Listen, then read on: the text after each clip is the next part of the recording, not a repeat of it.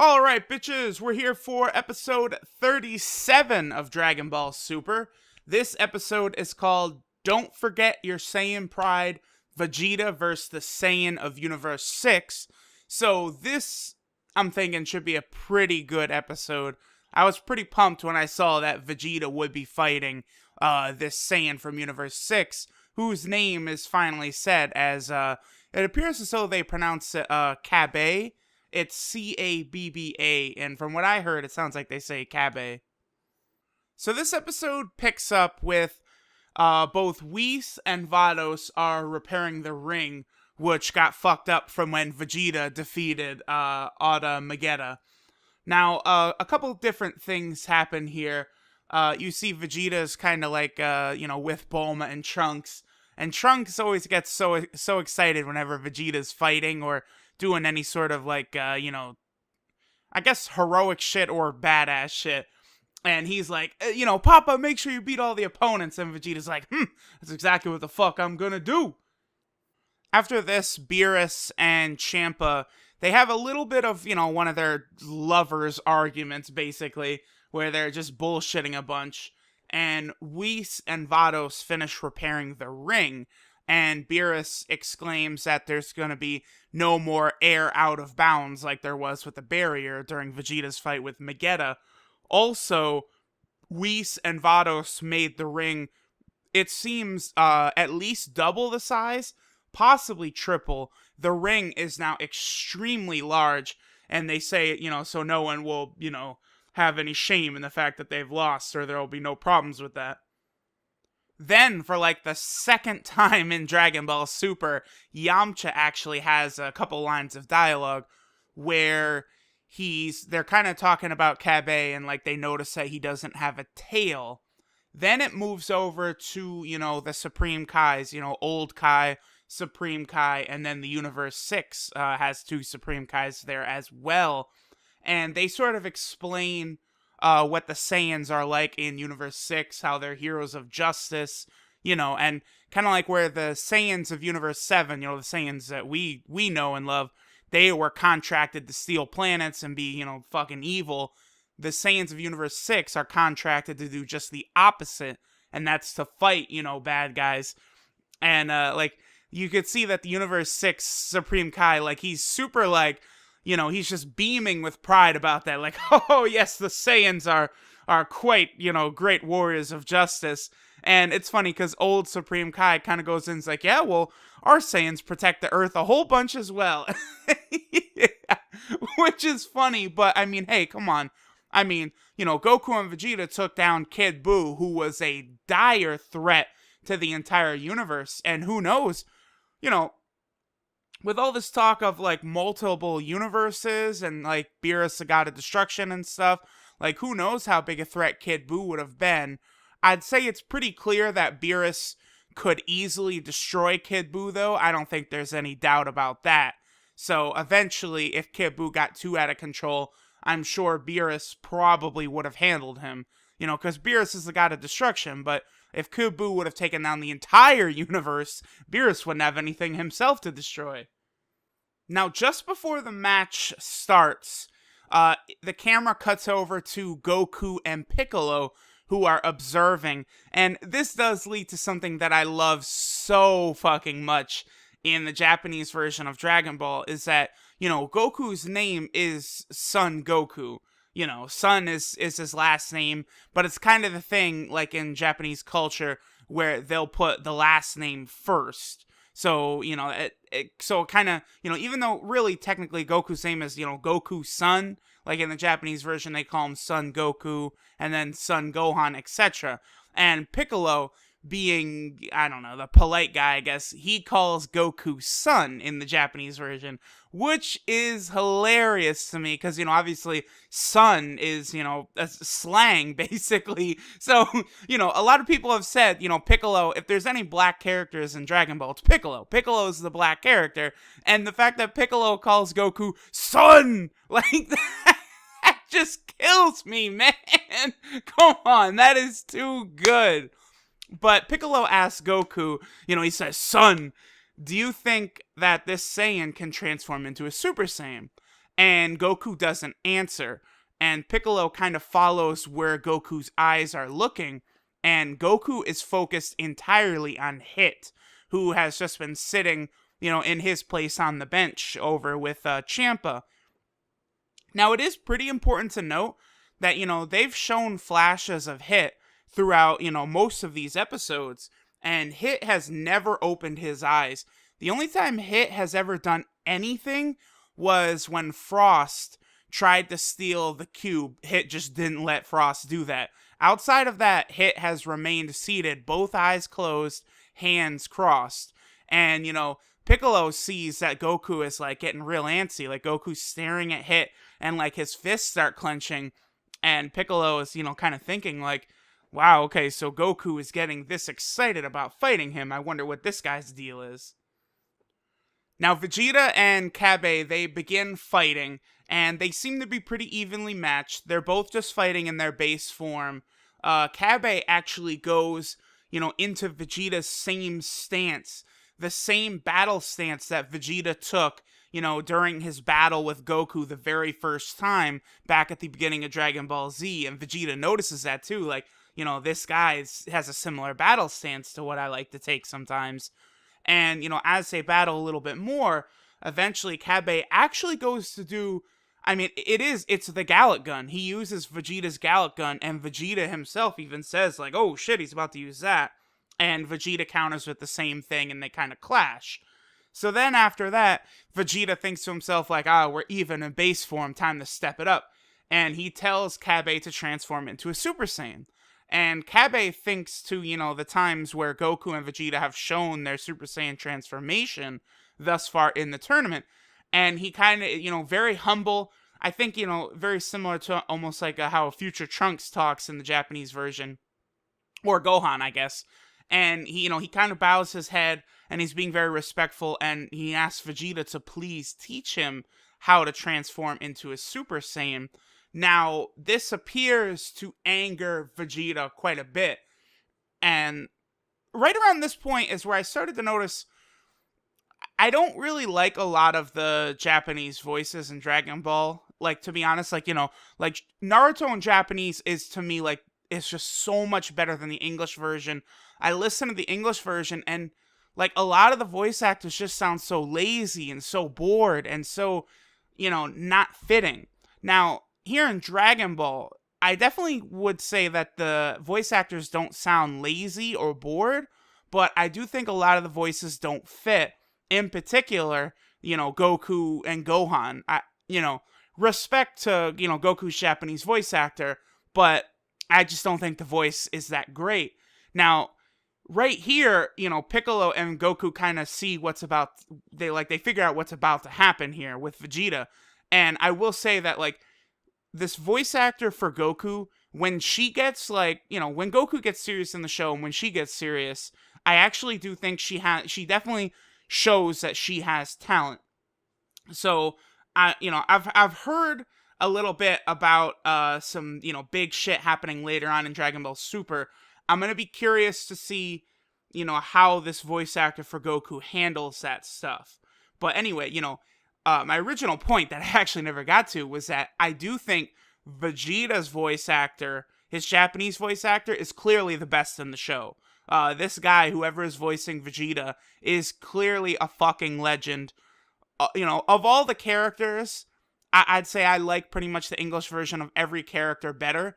And for me, I would say Christopher Sabat in the English version of Dragon Ball is just so good.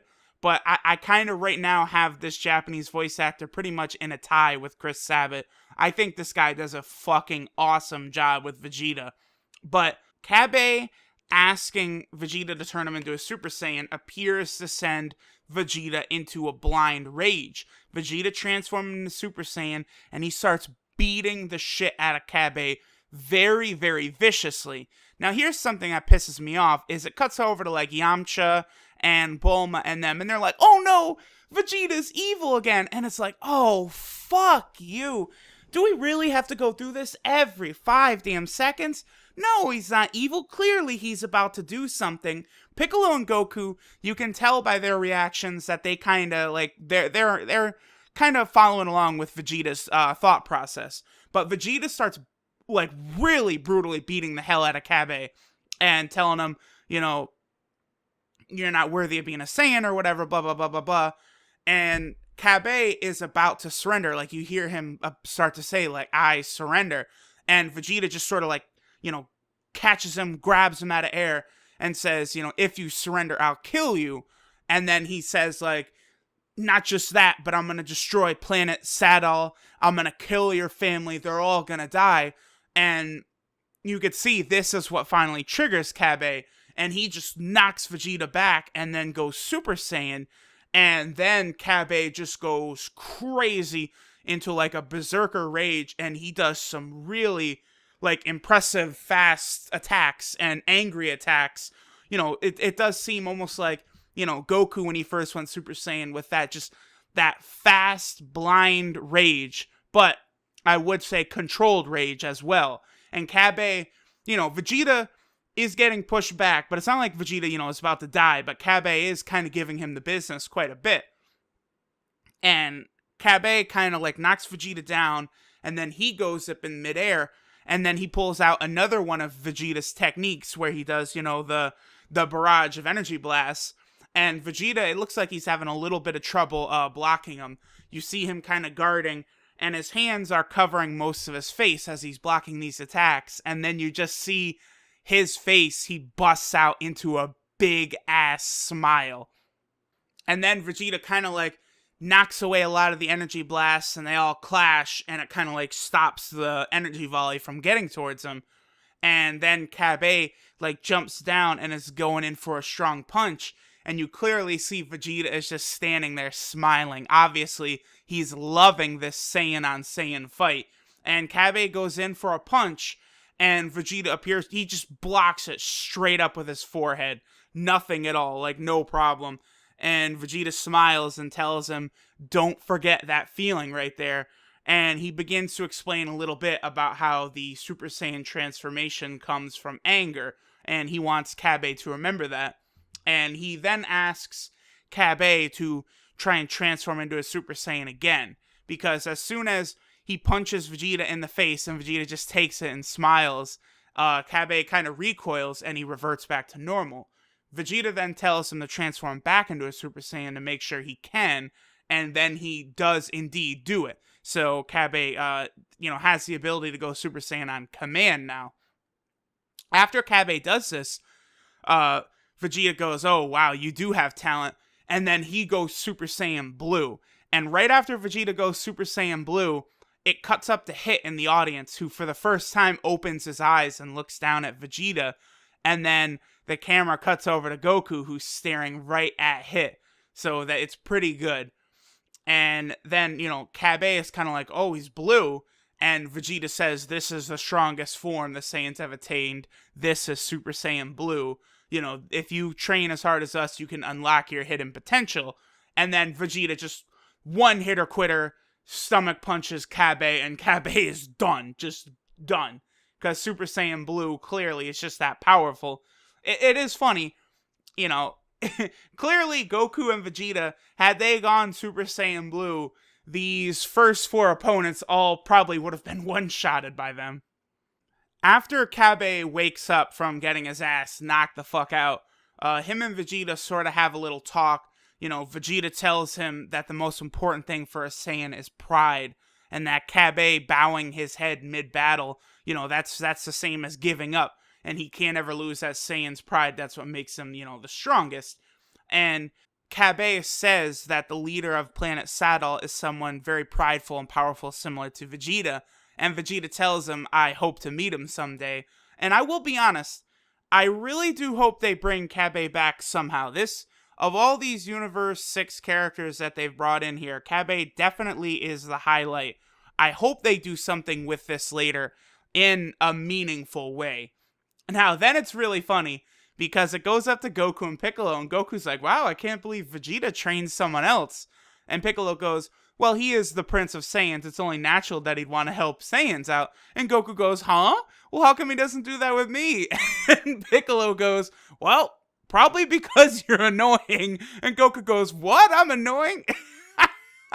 That was pretty good. What? I'm annoying? No, Masaka. All right, but then, it cuts. All right. Super serious time. Hit jumps down into the ring, and Ciampa and Vado start talking.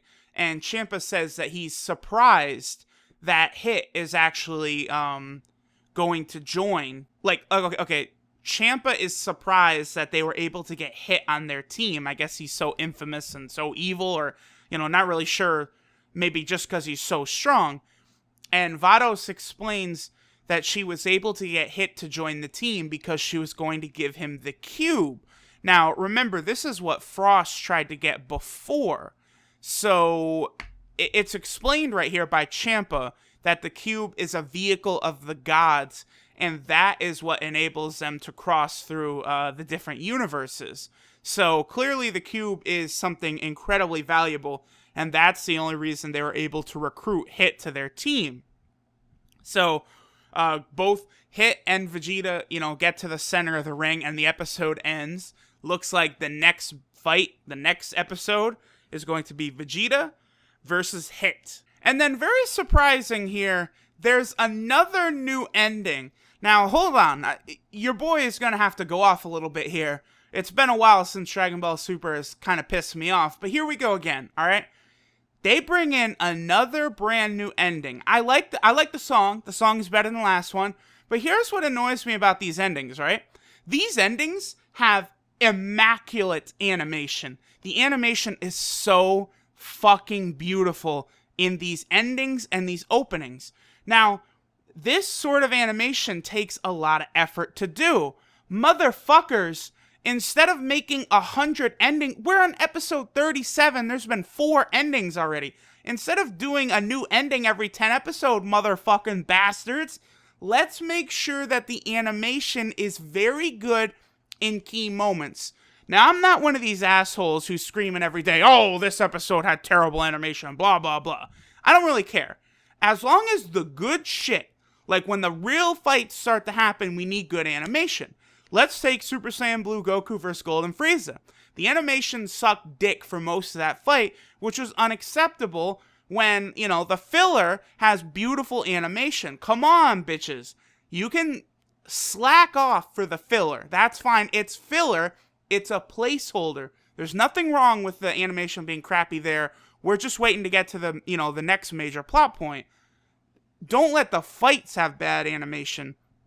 Now, I will say, this last episode, Vegeta vs. Cabba, did have very solid animation. I did like that. But, let's get to the preview for the next episode, which is Vegeta versus Hit. We see in this preview, Vegeta is getting his ass whipped, which I can't wait to get to that next episode. But, motherfuckers, from what I'm seeing in this preview, the animation is shit. Come on. The first time we're really getting to see what Hit is able to do and the animation is bad, that's not a good look. That's my only gripe. It's okay if the animation is bad sometimes. I understand the Japanese animation industry is crazy. But just try and make it that when there's going to be good animation, it's during key moments and key fights, not random moments. That, to me, is how you do this. There wouldn't be such controversy. Like, when the first big controversy blow up with Dragon Ball Super was, episode 5, Goku vs. Beerus. The reason people were pissed was because it was Goku vs. Beerus. The first big fight of Dragon Ball Super was poorly animated. Those are the moments we need drawn very, very good, not bad.